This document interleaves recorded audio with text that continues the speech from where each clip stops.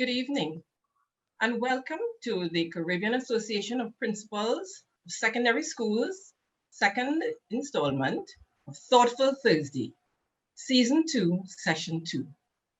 I am Charlene Hicks Rayburn, Principal of Barataria South Secondary School, Trinidad and Tobago, and an executive member of APS TNT. This program is made possible through the ever dependable, abundantly skillful technical support team of RSC, Restore a Sense of I Can.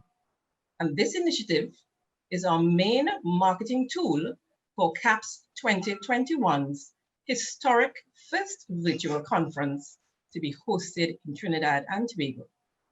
This week, our focus is health and wellness, with the spotlight on emotional intelligence. In the words of Khalil Gibran, tenderness and kindness are not signs of weakness and despair, but manifestations of strength and resolution. As administrators, we must understand and appreciate the power of emotional intelligence. I am sure we have all drawn upon an appropriate soft skill to avert a near institutional calamity, or to pacify a staff member or a parent's wrath with a soothing cup of tea. So emotional intelligence is indeed a vital resource for today's administrator. We look forward to a very engaging program this evening. And we are so grateful that you all have joined us this evening. I am joined today, and it is my pleasure to have as my co-moderator, my sister from the Spice Isle, Miss Samantha Antoine Purnell. Good evening, Samantha. Good evening, Charlene. Welcome to all. I am Samantha Antoine Purcell, the founding collaborator and principal of the St. George's Institute, a brand new secondary school here in Grenada, having just opened our doors last September. I'm also an executive member of the Grenada Association of Principals of Secondary Schools, GAPS. With a passion for education and educational reform, I am quite enthused to be sharing this moderating table with Charlene tonight. And we are equally delighted that so many of you have joined us for tonight's Thoughtful Thursday. At this time, as we usually do, we will head to our breakout rooms where we will get a chance to meet and share ideas and experiences with our Caribbean colleagues in education. Our topic for discussion will aid in getting us to reflect and look critically at how we approach leadership. So we would like to know, what soft skills do you use to bring about desired results from your faculty and staff? Which soft skills do you use to bring out desired results from your faculty and staff? Our technical team will now place us into breakout rooms for 10 minutes to allow us to get interactive and conversate. Happy dialogues.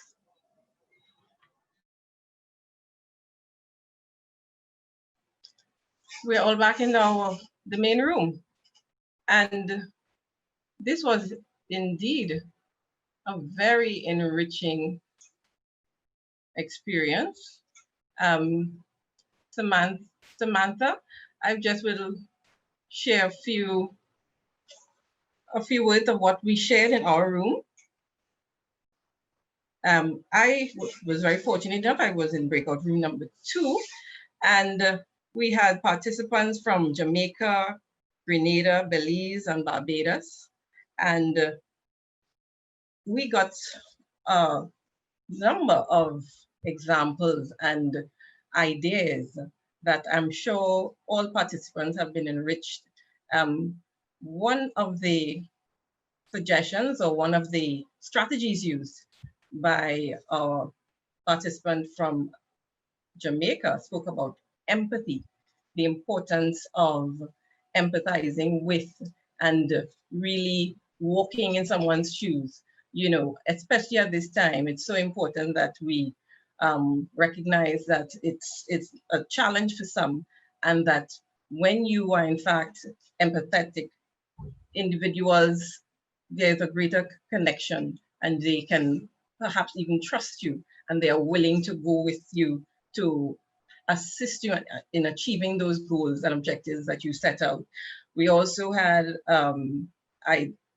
the strategies of effective communication, right? Being openness. So our counterpart from Grenada spoke about the importance of going to a meeting, not hard and fast to know that this is what we are going to do, but you're going with an open mind and you're willing to change, you're willing to adapt, you're willing to, to hear and to listen.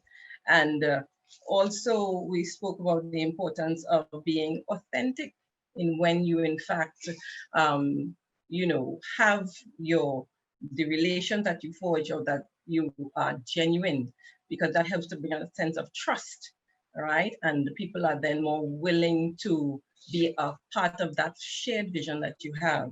So my counterpart from Barbados, Ms. Wade, spoke about how, we're going to look at some of these ideas, and you're going to be implementing these and really taking them and applying it in our various contexts, because they really made you stop and think. So can you share with me what were some of the things that you all discussed? I almost feel as though we were in the same room. Mm-hmm. It was that similar. We had persons from Tobago, there was Jamaicans there, Bahamas, we had Trinidad. So we had quite a few mixed as well. And very much like your rooms, we had persons speaking to empathy and communication. And literally one preceding the other. There was this particular principal who was sharing about a meeting he had just today, and how he had to understand the context from which his teachers were coming from. That then guided how we had to communicate with them. So it was really rich sharing that caused us to reflect on how we communicate. In particular, communication was a big one that came out of our breakout room. Thank you. Okay, so go ahead. Great. Now we have to take the presidential thought. And a presidential thought for this evening is going to be brought by none other than Mr. Stephen Jackman. So let's just share a little bit about Mr. Jackman before we bring him on. Mr. Jackman is a current president of the Barbados Association of Principals of Public Secondary Schools, BAPS. He was elected on October 20th, 2020. He has previously served on that organization as Public Relations Officer and Vice President on 2 separate occasions. Mr. Jackman has also chaired the BAPS Prefect Committee, which has brought him immense pleasure from training and interaction with student leadership. Mr. Jackman was first appointed principal in 2010 at the Darrell Jordan Secondary School in the northernmost parish of Barbados. In September 2020, he took up his current posting at the Frederick Smith Secondary School. He holds a bachelor's degree in economics and accounting and a master's in education administration, both from the Cayville campus of the University of the West Indies. He also holds a Diploma of Education and the Certificate in Education Administration from Eardiston Teachers Training College. In the Bahamas in 2008, Mr. Jackman was part of the team that developed and presented Barbados' position on violence to the Organization of American States Conference on the Violence in Schools. He has also served as BAP's representative on the Barbados Skills for the Future Steering Committee, which shaped the reorganization of technical and vocational education in Barbados. He has served on the National Advisory Committee on Education Subcommittee for School Reform. He has also led his school through the piloting of the CVQ program in Barbados in fulfillment of his belief that every child can learn, you just have to find its interest. He is currently serving on the subcommittees to reform teacher appraisal and for the introduction of a master teacher program in Barbados. Mr. Jackman has been a delegate to the executive board of the Congress of Trade Unions and Staff Associations in Barbados, where he was privileged to have had an input in labor legislations in the country and also worked on adjustments to the constitution of that board. Mr. Jackman is a father of a daughter and a son and is an avid sports fan. He has been an International Association of Approved Basketball Officials certified referee and currently serves the Barbados Amateur Basketball Association as chairman of its disciplinary committee. And there's still more. Mr. Jackman also serves as security chief of the Barbados Secondary Schools Athletic Championships, which is an organization of BAPS. I now present to you Mr. Stephen Jackman.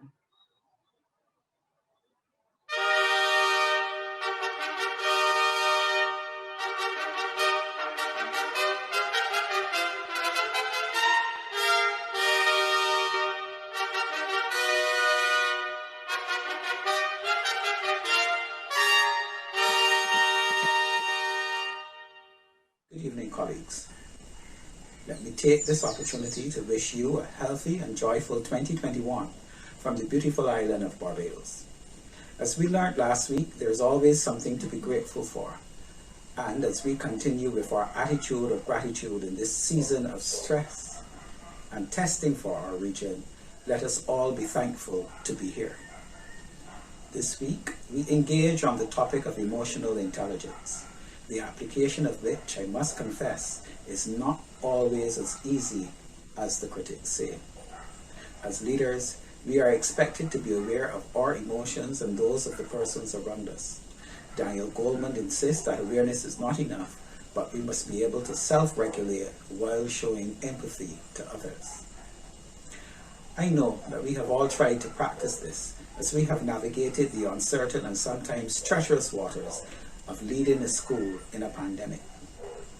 We have provided the shoulder to cry on for those who have needed it, the calm reassurance to allay the fears for others, and the firm direction for those who needed a rudder. We have for the past year dealt with crisis after crisis, understanding that we are the port for those around us who seek shelter from the storm.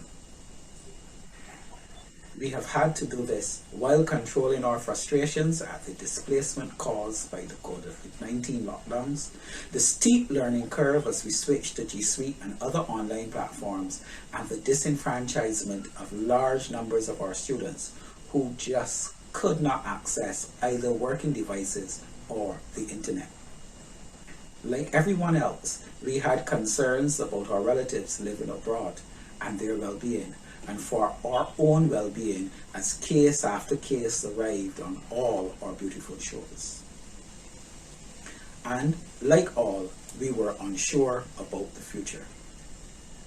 But we put all that aside, and each day we entered our new work environment resolute to make the most of it.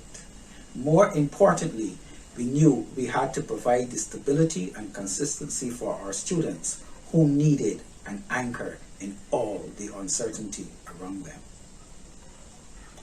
This, of course, took its toll. As we reflect, however, we will remember that student who messaged to ask if ma'am or sir was all right, that teacher who shared the lovely poem, or the parent who sent the inspirational post. These were the instances that taught us that what we were doing was not in vain. That as we sought and sometimes fought to be aware of the needs of those around us, they too started to mirror our actions. They were learning to be concerned about each other and about us. And as is the case with most effective change, it happened incrementally and through modeling. In my case, that gesture, either by the student or staff member, was enough to keep me fueled until I could reach Thoughtful Thursdays. Yes, colleagues, our breakout rooms and our moments of movement gave us the opportunity to empathize with each other. Our shared experience allowed us to know we were not alone on this journey. They gave us that much needed emotional support to recharge so that we could provide it for others. The beauty of emotional intelligence is that it is not the grand gestures, but the tiny, seemingly inconsequential ones, like the constant reminders for Alignment Mondays or Water Wednesdays, the countless little items shared in the chats, and sometimes a direct message to a colleague that provides that much needed support and the impetus to make it through each day. There was a time when I wondered where I would get the strength from to be there for all the stakeholders in my school. But through the local associations and CAPS, we have developed a community to aid each other. The ability to discuss problems with someone who has similar experiences is invaluable. It is reassuring to know that there is someone who understands and who has your back. I therefore applaud CAPS for this initiative and look forward to playing a greater part in Season 2. Self-awareness dictates that we understand our strengths and weaknesses, and I believe the greatest strength is knowing when to reach out for help. I therefore thank all of you, my colleagues, for being there when I reached out, even when I didn't know I was reaching, and you weren't aware you were helping. I encourage you to continue to engage in this forum, to utilize this as an avenue for collaboration and growth, to find and provide emotional support to each other as we continue on our mission to provide quality leadership to our individual schools. Let us always remember there is strength in unity.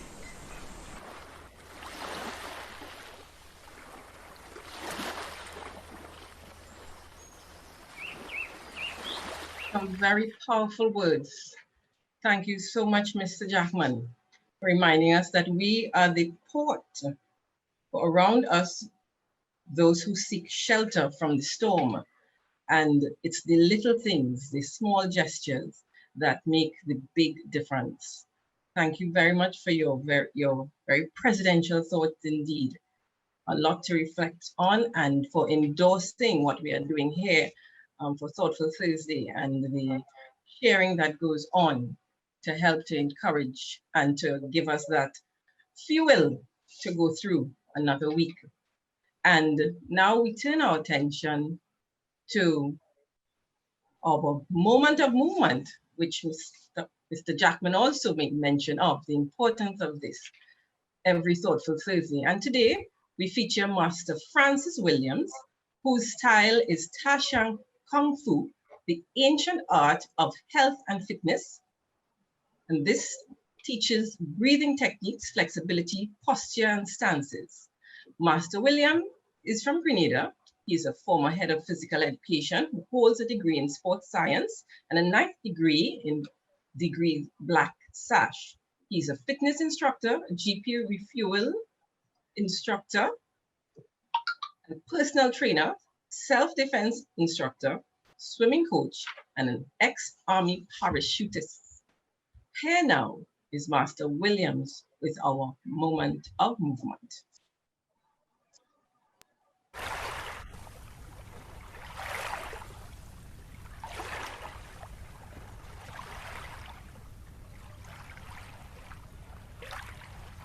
Good evening, my name is Master Williams. Been in this profession now for over 40 years. It's about breathing, exercise, and flexibility. Before you do any form of exercise, you should also want before you get preparation for the exercise. So first we like gentle movements like hamstring stretch, moving up your hamstrings. So you can have motion with the bicep at the same time, nice and gentle. Bicep, tricep. About 10 of each. Then we're going to draw us outwards, inwards. Out, and also breathing at the same time. Or trill exercise. In, out, in, out. You do left, you must go right. So out, in. Spin a groin, in, out, in, breathe out, breathe in, breathe out, breathe in. So motion on the hip move exercise, relaxing the muscles, the joints. Slow motion around, relax, breathe out, breathe in, always out, at all times breathe in, out, in, reverse other side. Breathe out, breathe in, breathe out, breathe in, breathe out, breathe in, breathe out, breathe in. So with the side-to-side exercise for the hips, what they call low handles. Breathe out, and you relax the joints. In, out, in, out, in, out, in, out, in, out, in. A bit more with the lower trunk of the body. Breathe out to the feet. In. Breathe forward movements in your arm left, right. In, out, in, out, breathe in. Nice circulation. All the way up. Breathe out.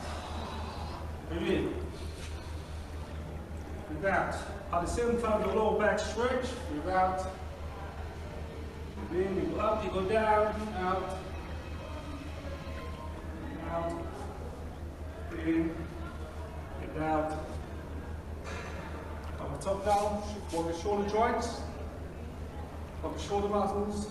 Nice gentle exercise. And take it back.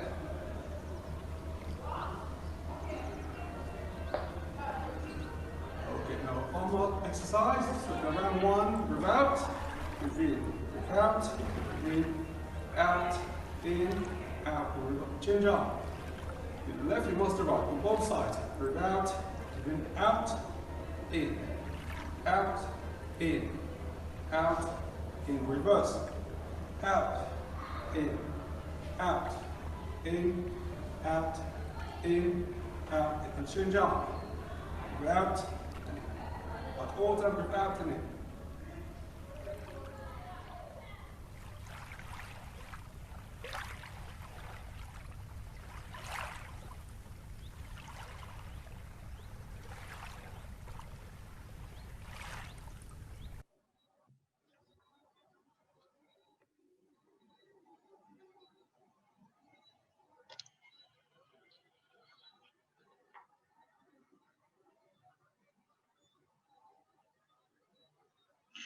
We thank you, Master Williams, for those energizing moves, rhythms, movements, and I think I even saw fishes jumping out of the sea. It was so invigorating for them.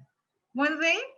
No, I thought to myself, if I were to start my day like that, when I get in front of the school, I literally can face anything. Interesting. Thank you, Master Williams, for the beautiful Spice Isle of Grenada. And now we move right along. Our feature presentation is next. Aren't you excited? I am. And today, our feature presenter is none other than Mr. David Andrew. Mr. David Andrew is a counseling therapist by profession who has served within the education sector in multiple roles over the years. He taught French at the secondary school level and has also served as a head of department. Mr. Andrews served as a school counseling supervisor for 10 years with the Student Support Services unit of the Ministry of Education. And there he was responsible for giving clinical supervision to the counseling assistants and guidance officers in the districts of St. Andrew and St. David. In 2019, Mr. Andrew was appointed to serve as the Acting Chief Education Officer within the Ministry of Education, a position in which he served for 7 months. Currently, Mr. Andrew is the Acting Director of the Student Support Services Unit within the Ministry of Education. Among other things, he is responsible for giving oversight to the counselors and school attendants and school feeding officers functioning within that ministry.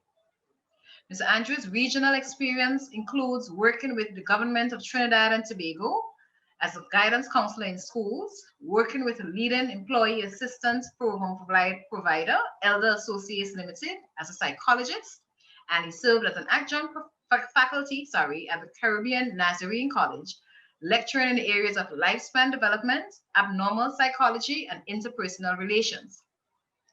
Mr. Andrew has also been involved in conducting several training sessions in multiple modes with professionals across several Caribbean countries. In 2010, Mr. Andrew served as a French-speaking mental health service provider to survivors of the devastating Haitian earthquake.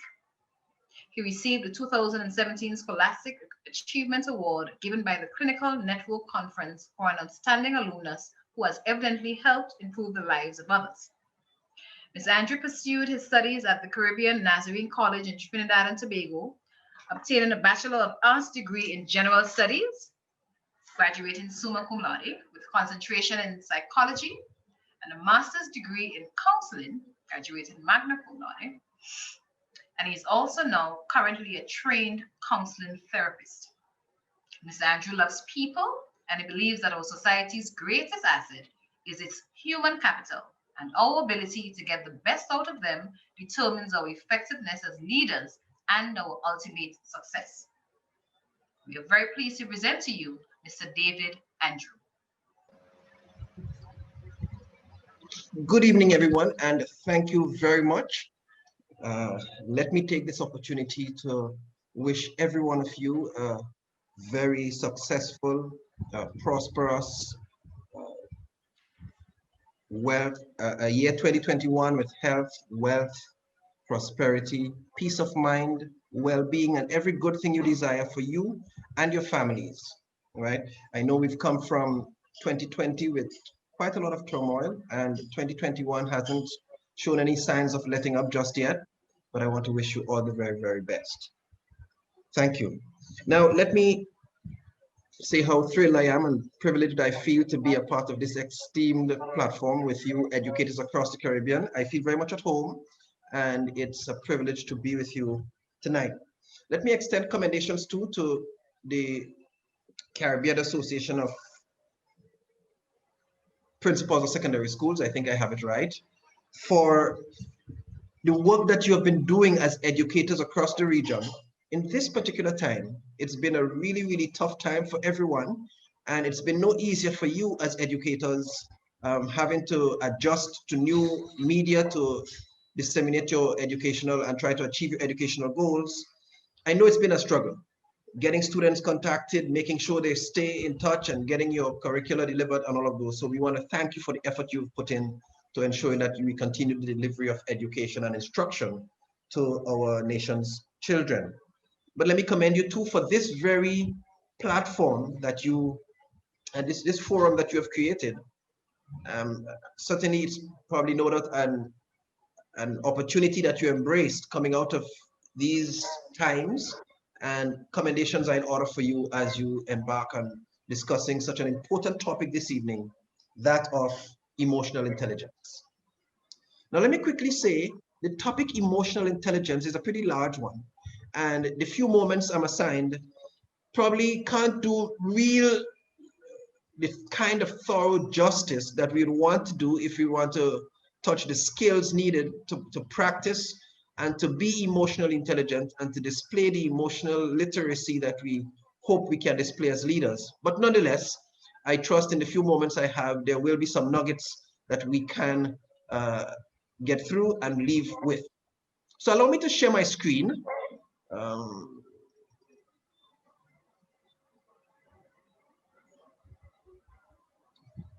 I trust you are seeing my screen, right? Let me put this in, right? You seeing my screen? Is my screen being shared? Yes, it is. Yes, it's very clear. I'm seeing. Right, good. Now, let me try to run through a few of these slides. And in this presentation, we're going to try to do a couple of things. We'll try to present a brief overview to participants of the concept of emotional intelligence. We're going to talk briefly and highlight how emotional intelligence is linked to leadership in education, and briefly to discuss some of the strategies for developing emotional literacy. We'll see as far as we get. Now, I'm presenting to you a few questions, and I would like you to take 1 or 2 minutes, 2 minutes max, to just scramble a response to each of these questions. If you have a notepad or you have something, just scramble a response quickly to those questions. How does it feel to be a part of this session or a participant in this session? Quickly, write your response. 10 seconds. Grammar is not going to be checked. Sentence structure neither. What makes you feel loved? What makes you feel loved? That was number 2. Number 3. Have you ever been embarrassed? Describe the feeling of embarrassment.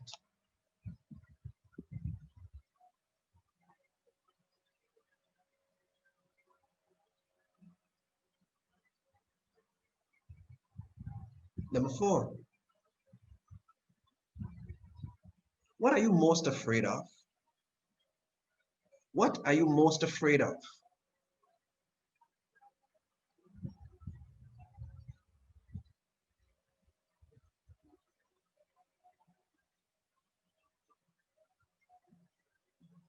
Number 5. How do you respond to persons who do not agree with you?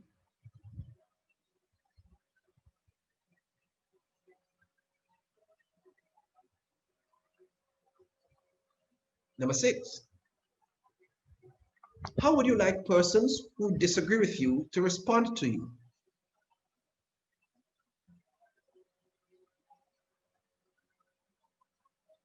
Number 7.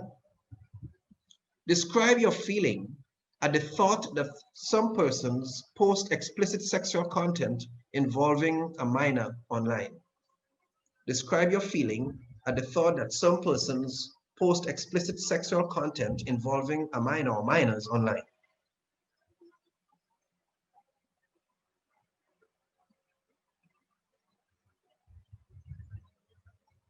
I told you 2 minutes. You have 30 more seconds.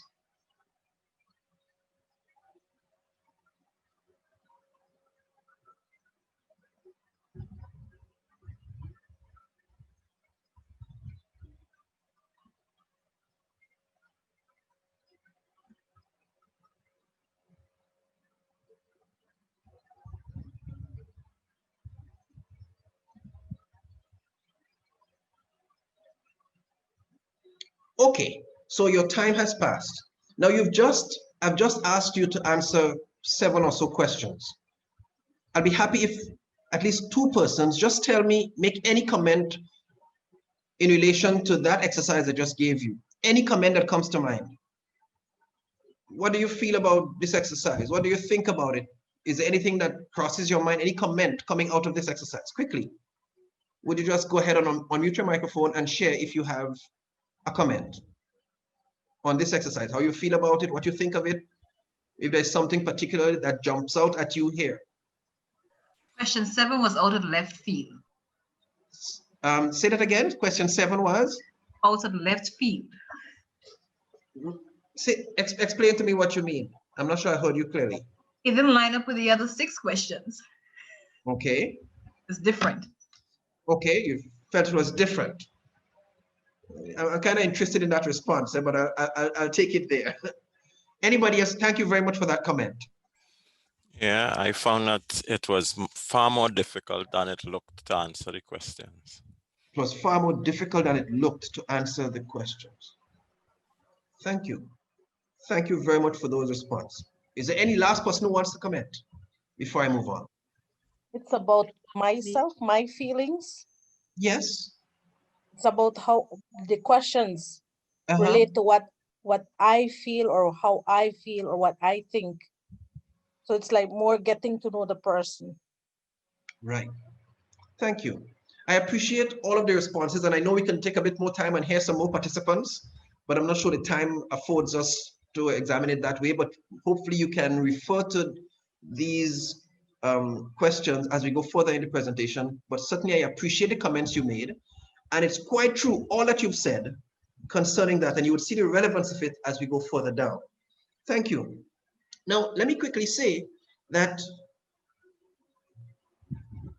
your leadership, in your leadership capacity as principals and educational leaders, you have various groupings who look to you professionally for leadership. Teachers do that every day. Parents look towards you. Students look to you as the chief authority on your plant.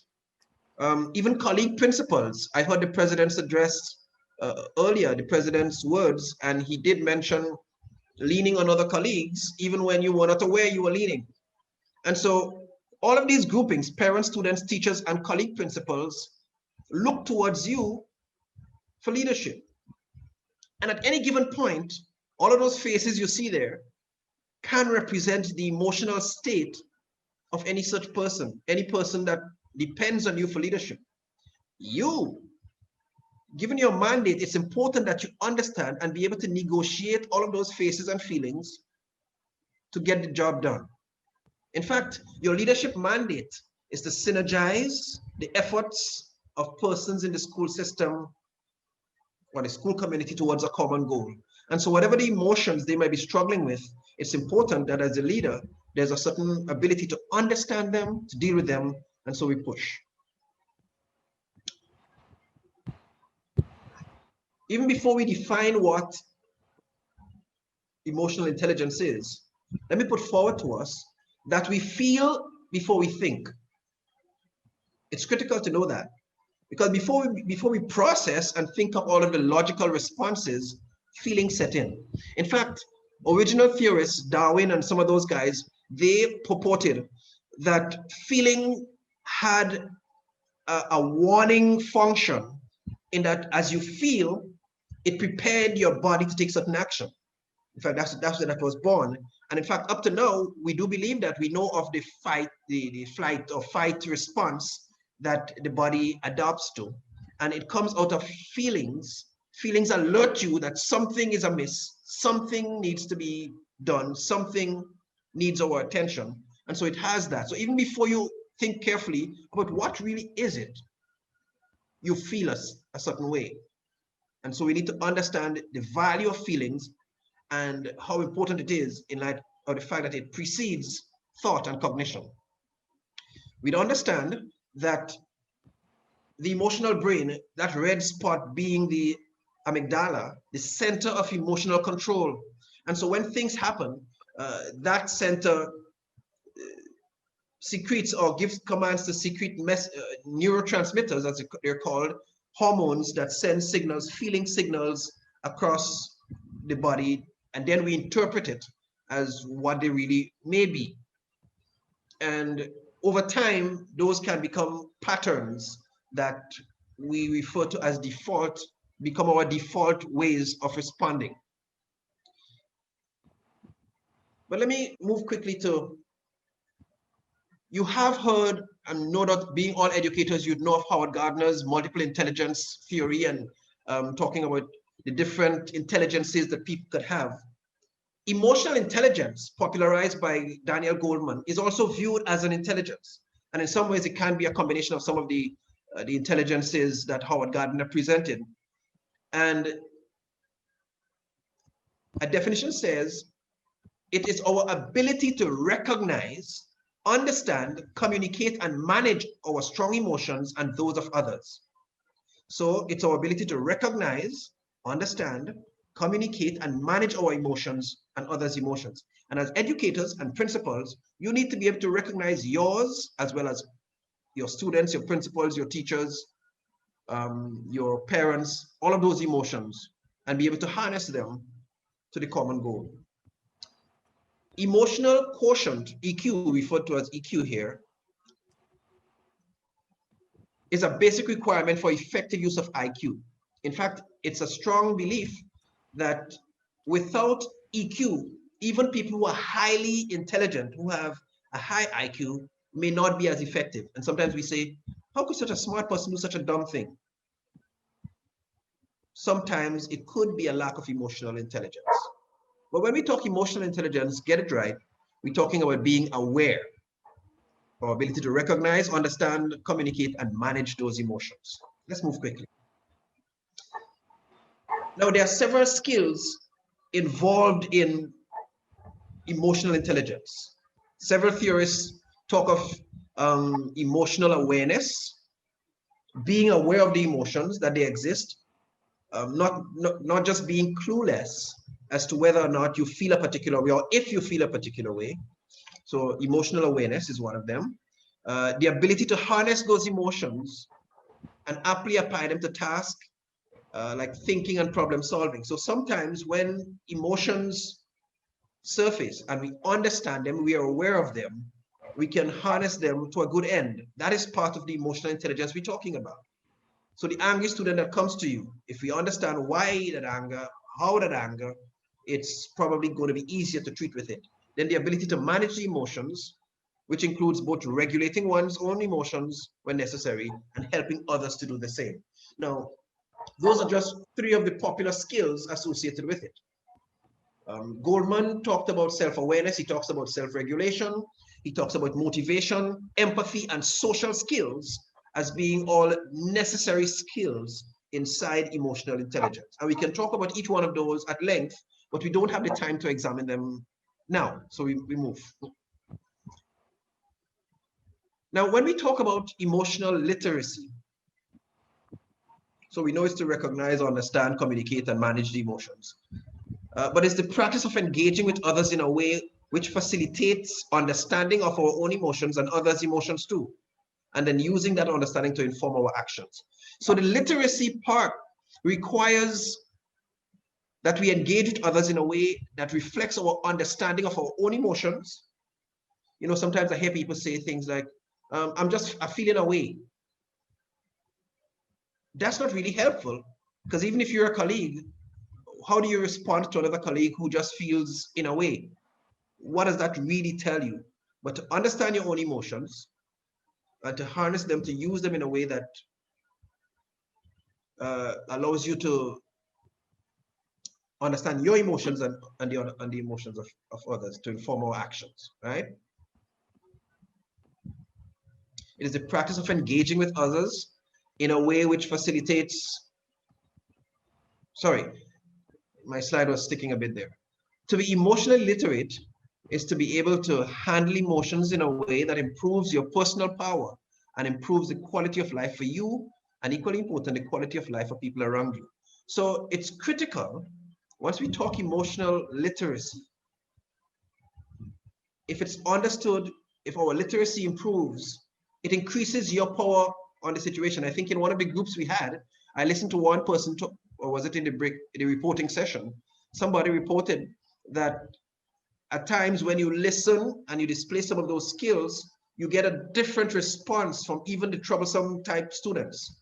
That happens. So it increases your power in the situation and increases your ability to give a quality response, both for and improve the life for you and the persons around you. Right? So it helps your emotion to work for you and not against you.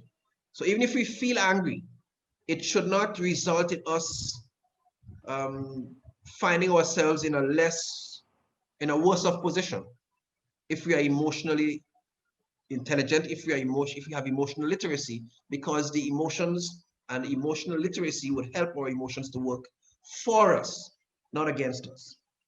In fact, let me pause here, because nothing is wrong with, for instance, being angry or feeling angry, but it's what we do with that anger. What do we interpret that anger to mean? Does it mean we have to strike the next person who comes to us, or we have to shout and aggressively abuse somebody who comes next? No, but it signals to us that something is not right, something is amiss, and we need to give attention to, right? So, but emotional literacy is not a mere unleashing of the emotions. It is also leading or learning to understand, manage, and control them. Being emotionally literate means that you know what emotions you and others have and how strong they are and what causes them. So what are the emotions? In a couple of slides from here, we're going to talk about the language of emotions, because sometimes that's confused and it messes up our attempts at becoming emotionally literate. So being emotionally literate means that you know how to manage your emotions because you understand them. Let me give a quick example. You go to several schools. I don't know if it's something across all of the schools in the Caribbean, but I know young men in particular feel very, very aggrieved if anybody were to tell them something about their mother. Some expletive, some obscene word involving their mother. And the guys would respond, they'll fight, they will wound you even at the very thought that you would say that, because for them, they would say you've just disrespected them. The bottom line of that is, what does that mean? That emotion, that anger, what does it mean? Does it mean they were really disrespected? Does it mean that their mother was disrespected? The mother who is a banker or who is a principal in some other school, the banker, let's say, she's doing her job and she has no problems until she gets a call saying that that student, her child, is in the hands of the police because he broke somebody's hand or he cut somebody because he was told something expletive about the mother. Now, what's the real reason for that outburst? Is it because the mother was disrespected? No, because she wasn't. If you dig deeper, you would see that that's a personal threat against the student and the student's stability himself. And so he feels that personal threat and he chooses to respond aggressively. Most times that's the case. With emotional literacy, I move on. People can learn to express feelings, how and when. And that's a critical part of emotional literacy. Sometimes we have the idea of what an issue is, the truth of it, but we don't know how, we don't know when, and that could be just as devastating as not knowing, because we can use it in the wrong timing. Right. So this is an important slide. It's very important to discuss EQ, which I'm happy, why it's one of the reasons I'm very happy that it's being discussed at this level. One, it's important because our society fails to meaningfully teach the essentials of handling emotions. Things like anger, conflict, empathy, impulse control. We seldom spend time teaching those things. In fact, anger is known to be one of the most poorly handled emotions. When we feel joyful because we've won the lotto, we don't go giving everybody $1,000 from it because we're happy. No, we plan how we're going to use it. But let's take that in terms of anger. When somebody feels angry, quite often, the anger is displaced on somebody else. Somebody is shouted for, somebody is struck, or even the dog at home gets it. It's displaced that badly. So it's not taught as much as it's supposed to be. And sometimes many people think these things are not examinable. They are not tested at the CSEC level. And so little attention is placed on some of those things. Second point, it's important to discuss it because feelings are often repressed, particularly among males. In fact, we grew up knowing that big men don't cry. So from a very young age, we learned that. The 2-year-old girl falls and we pick her up, and if she knocks the knee, we rub the knee. Do you want daddy to kiss it? Let me rub it for you, Popo. And we rub it, we kiss it because it's okay for her to feel and cry. The 2-year-old boy falls, and what do we say? We pick him up and say, come on, man, that's it, all of that in it. Tough up yourself. So inherently, we teach them that males are not supposed to feel in the same way. And so we begin to mess up with their emotional balance as males. And so it's important that we discuss emotional intelligence. And then we wonder why more males are involved in several of the emotional related crimes than probably women. But that's another discussion, a whole one for itself. I won't stay long there. People are often blamed for having some feelings. People are blamed for feeling angry. People are blamed for feeling hurt, and that's not supposed to be. People's feelings are supposed to be respected, so it's important that we discuss emotional intelligence to understand when I feel angry, when I feel upset, when I feel belittled, even if those things were not the intentions that you had, nothing is wrong with me feeling that way. The fourth one says, leaders perform much more effectively with EQ. The leaders who understand emotional intelligence and who perform with that, you get much more out of your team. And that's what you want. You want to lead them towards the common goal and achieve that effectively. So in a time like now, where COVID-19 is affecting all of your stakeholders, parents in one way. So parents have various concerns. Your teachers have various concerns too. Your students have their own concerns. Fellow principals, then it's important to be very sensitive to what those things are and how you can respond as leaders. The more effectively you respond with emotional intelligence, the more effective you'll be. People are not familiar with the language of emotions. And that's a big one. So let's go. So how do we improve emotional intelligence? I want to get to that quickly. Emotional learning becomes ingrained as experiences are repeated over time. In fact, in education, we know the value of repetition. In fact, some early parts of learning, a lot of repetition takes place. For those people in early childhood education, you talk about these repetitive practices that they do all the time. In fact, we even learn several things by repetition. And it creates neural pathways and networks in the brain that we revert to as the default to respond in cases of crises. And I'm talking here about emotions. The same amygdala that triggers the release of some of those hormones. Over time, if we keep practicing some particular behaviors or responses in emotionally charged situations, it becomes the pathway. It becomes the go-to, the default response pattern in treating with emotions. And so it's important to consistently display particularly desired outcomes and patterns of behavior in emotionally charged situations. Improving emotional intelligence. It's easy to do that. We need to just start learning to talk about emotions, asking people about feelings. So hear me. I started by asking you a few questions, and you realize those questions were searching. They were asking you questions about yourself. In fact, that's one of the easy ways. It's not so easy, but it's a simple way to begin to get you practicing emotional intelligence and getting in touch with yourself and being able to place your feelings, know your feelings, understand them.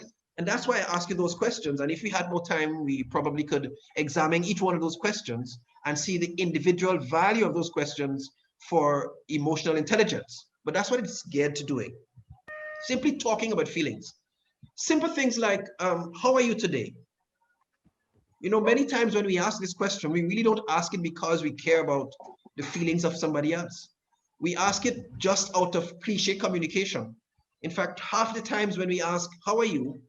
Before the individuals even seeks to respond, we are moving away and we are heading off to to our own destination, and that's not very, very helpful. So asking about feelings, talking about feelings is a critical role. I get a feeling is that my signal that my time is running down? So is that it? Guide me accordingly. We'll just allow for about 15 seconds to wrap up, yes, so we can at least try to entertain one question, because there are a lot of questions that are coming out, and we want to give the participants a chance to, you know, okay. All right, so let me skip a couple of slides and go to probably the language of literacy. Let me present to you this model. There are some terms that we use when we talk about feelings. And you notice we start with the 8 basic feelings. We start with acceptance, fear, surprise, sadness, disgust, anger, anticipation, and joy. And then you see those 2 are mixed to form another version. So acceptance and fear give submission, fear and surprise awe. And you have that, and it can keep going on into a multiplicity of different feelings. Now, when we talk about feelings, I want to challenge us. The emotionally intelligent person uses the language of feelings. So we don't, if we're talking about feelings, we want to use feeling words: joy, anger, disappointment, remorse, contempt. These are feeling terms. Sometimes people make the mistake of saying things like, I feel as if, I feel like. Actually, what that is a thought. And so we begin to confuse thoughts and feelings, and that confuses the emotional intelligence landscape. But as educators, I want us to be careful and make sure we use the language of emotions. Let me just submit my final statement.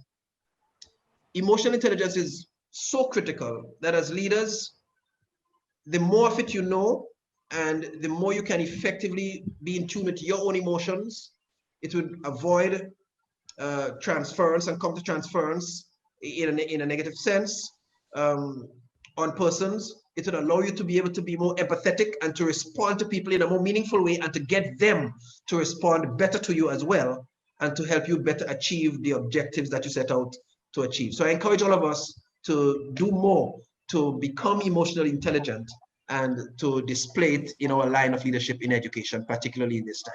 I thank you. Thank you. Thank you so much, Andrews, for giving us so much to reflect on.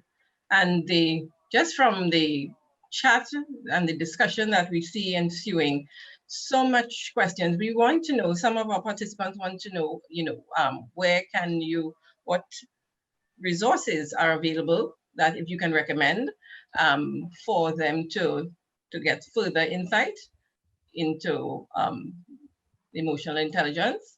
Right. Well, I think there are several books on that, on emotional intelligence. Most of these topics are highly researched and written about topics. So you Google that, you'd see a plethora of different written material. There are even bits that were put off by Goleman himself, several bits of further expansive work and other titles there, with even critiques of them and the application. So that's an easy to find topic. So I would suggest any quick research on that would find you there. Thank you. I know that we looking at the time, but I really want to ensure that our participants are satisfied. And there was one that I just want to quickly jump into, where it was asked, how are we as principals supposed to wield emotional intelligence, especially in situations with anger or aggression, whether verbal or physical? Well, and that's important a question, because as I mentioned in passing in the presentation, every emotion has a meaning. So the angry person, I said to a group of persons once, the parent who comes into a school brandishing a cutlass because he or she is dissatisfied with some treatment that was meted out to the child and felt he didn't get justice, that's his or her way of saying, good day, sir, I have a problem with this. I would like an opportunity to talk to you. He probably doesn't have all of the correct skills, the professional language, and the mannerisms to do it. I mean, you and I might do it differently. We might write a letter. We might take it to the chief. We might go to some other route, but that's his way. But as professionals, we have to understand what that anger means. Does that anger mean that he's really willing to chop somebody up at the moment? Most times not. It's most times a show of frustration with some element. And if we seek to understand what that is, every feeling needs to be validated. And so even in a case where people are angry, validating the feeling, so I can tell you're angry, let's talk about this. What really is the problem? Because there is something beneath it that needs to be addressed. And more often than not, you'd get much, much further with that approach. Great. Samantha, I know our time is against us, but Samantha, would you want to just still perhaps ask a question? Because this is, I believe, rich discussion. And at least we have time for one more, because I'm seeing, yes?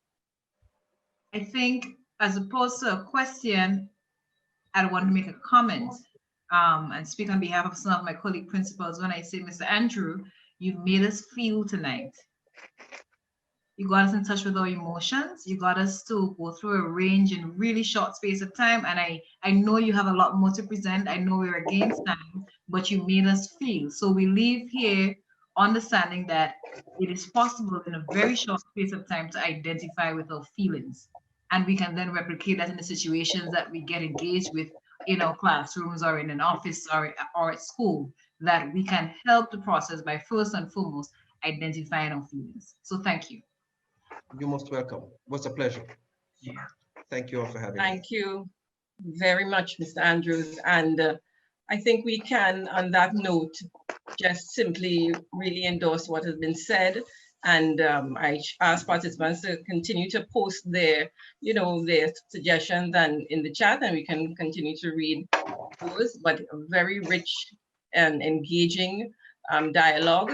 Thank you for making us more aware of and the importance of managing our emotions. So critical for us as administrators. So at this point, we have come to the end of the question and answer segment. And I know that participants, you have been really enriched by this session, and we thank you for making the decision to spend your evening with us.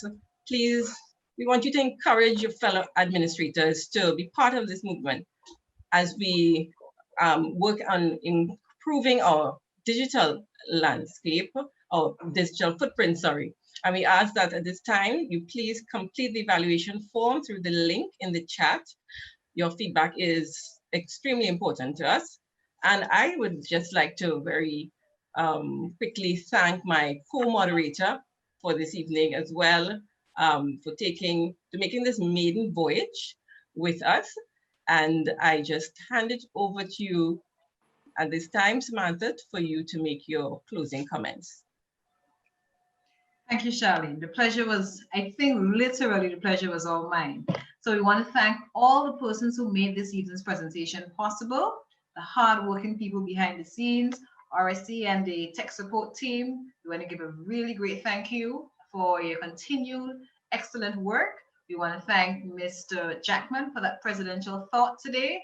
Most aptly done, I have to say. We want to thank Mr.